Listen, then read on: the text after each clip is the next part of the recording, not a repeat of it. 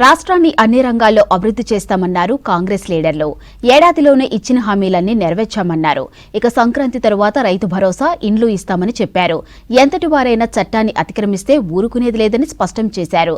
అయితే గత బీఆర్ఎస్ పాలనలో అన్ని రంగాలను నాశనం చేసిందని మండిపడ్డారు. నిధులు, నియామకాలను దుర్వినియోగం చేసిందని మండిపడ్డారు హస్తం లీడర్లు.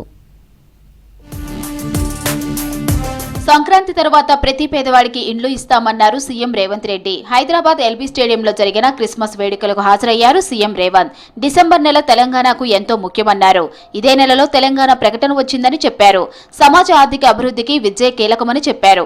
మతాలను కించపరచడం రాష్ట్రంలో నిషేధమన్నారు సీఎం రేవంత్. సంక్రాంతి తర్వాత ప్రతి పేదవాడికి ఇల్లుని ఇవ్వాలి అన్న ఆలోచన, ముఖ్యంగా ఇందిరమ్మ ఇండ్ల పంపకాలలో నిరుపేదలైన దళితులు, అదేవిధంగా దళిత క్రిస్టియన్స్కి అత్యధికంగా లబ్ధి చేకూర్చే కార్యక్రమం, ప్రతి పేదవాడికి 5 లక్షల రూపాయలు ఇల్లు కట్టుకోవడానికి మన ప్రభుత్వం ఉచితంగా ఈ పథకాన్ని అమలు చేస్తుంది. హైదరాబాద్ ను గ్లోబల్ సిటీగా అభివృద్ధి చేస్తామన్నారు మంత్రి ఉత్తమ్ కుమార్ రెడ్డి. హైదరాబాద్ మార్కెట్ కోహెడకు తరలించేందుకు ప్రభుత్వం సిద్ధంగా ఉందని చెప్పారు. రాష్ట్ర ప్రభుత్వం హైదరాబాద్ తో పాటు రాష్ట్రంలో ఉన్న అన్ని మార్కెట్లను అభివృద్ధి చేస్తుందని తెలిపారు. హైదరాబాద్ మలక్పేట్లో జరిగిన హైదరాబాద్ వ్యవసాయ మార్కెట్ నూతన కమిటీ ప్రమాణ స్వీకారానికి హాజరయ్యారు ఉత్తమ్, మధు యాష్కి.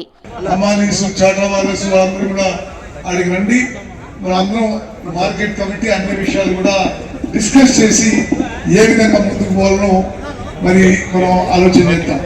హైదరాబాద్ నగరంలో ఉండేవాళ్ళు కాబట్టి హైదరాబాద్ నగరంలో నేటి కాంగ్రెస్ ప్రభుత్వం హైదరాబాద్ నగరాన్ని ఒక అంతర్జాతీయ నగరంగా, ఒక గ్లోబల్ సిటీగా దీన్ని డెవలప్ చేయడానికి నిరంతరం కృషి చేస్తున్న విషయం కూడా మీ అందరికీ మనం చెప్తాం.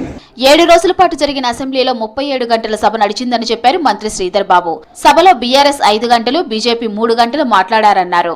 ప్రశ్నోత్తరాలు పూర్తి స్థాయిలో అమలు చేశామని, ప్రభుత్వ పరంగా జవాబుదారీగా సమాధానాలు చెప్పామన్నారు.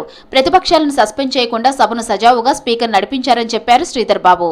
చాలా వరకు కూడా క్వశ్చన్స్ జవాబుదారీతనంతో ప్రభుత్వం ఉండాలని గౌరవ సభ్యులు అడిగిన ప్రశ్నలకు ఇటు ప్రభుత్వ పరంగా జవాబులు చెప్తూ, మరి ఏదైతే క్వశ్చన్స్ అడ్మిట్ అయినాయో గౌరవ సభ్యులకు అవకాశం ఇచ్చి ఈ సభా కార్యక్రమాలను నిర్వహించడం జరిగింది.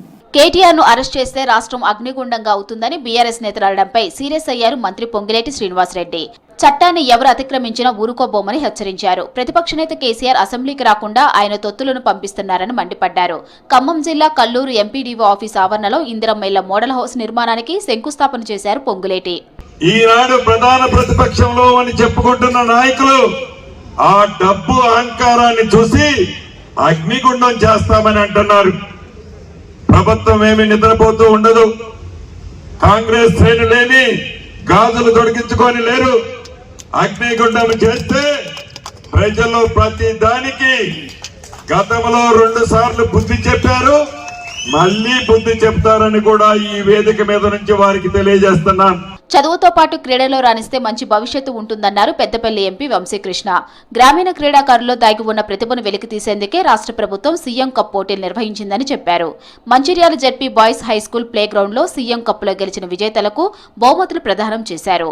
సీఎం కప్ కార్యక్రమానికి వీడియో కాన్ఫరెన్స్ ద్వారా అటెండ్ అయ్యారు MP. Winning and losing part of life. ఈ రోజు విన్నర్స్ ఎవరైతే ఉన్నారో వారికి ఆల్ ద బెస్ట్. కంటిన్యూ చేయండి. స్పోర్ట్స్ ఒక ప్యాషన్ లాగా తీసుకొని, ఎడ్యుకేషన్ తో పాటు స్పోర్ట్స్ తీసుకుంటే ఇప్పుడు మనము ఒలింపిక్స్ కూడా వస్తుంది. ఒలింపిక్స్ కూడా ఏం చేసి మనము మంచిర్యాల డిస్ట్రిక్ట్ నుంచి నేషనల్, ఇంటర్నేషనల్ అండ్ ఒలింపిక్స్ లో పాల్గొనే స్థాయికి రీచ్ అయ్యే ప్లేయర్స్ మనం మంచిర్యాల డిస్ట్రిక్ట్ నుంచి మొత్తం పెద్దపల్లి నుంచి కూడా వస్తే చాలా బాగుంటది. దానికి ఏమైతే సౌకర్యాలు అవసరమో, ఏదైతే సపోర్ట్ అవసరమో దాన్ని కూడా ఖచ్చితంగా మేము దగ్గరుండి చూసుకుంటామని చెప్పి.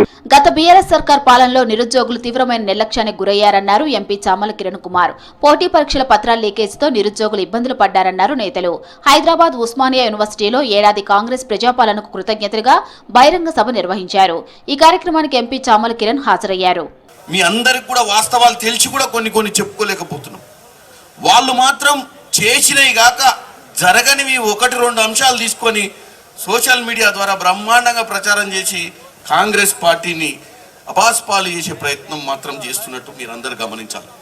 ఈరోజు ఈ కార్యక్రమం పెట్టడానికి ముఖ్య ఉద్దేశం ఏంటంటే గత పాలనలో వాళ్ళకి ఏ రోజు చిత్తశుద్ధి లేకుండే 2 లక్షల ఉద్యోగాలు ఇస్తా అని చెప్పిండు సంవత్సరానికి. ఎప్పుడు చూసినా పరీక్షలు పెట్టాలన్న ఇంట్రెస్ట్ లేదు. ప్రభుత్వం రైతుల ప్రతి పంటకు సాగునీరు అందిస్తున్నారన్నారు ఎమ్మెల్యే వేముల వీరేశం. రైతులకు ప్రభుత్వం అన్ని విధాలా అండగా ఉంటామన్నారు. నల్గొండ జిల్లా కేతపల్లి మండలంలో పర్యటించారు ఎమ్మెల్యే వేముల వీరేశం. మూసీ ప్రాజెక్టు నుండి లెఫ్ట్ కెనాల్ ద్వారా యాసంగి సాగుకు నీటిని విడుదల చేశారు వేముల వీరేశం.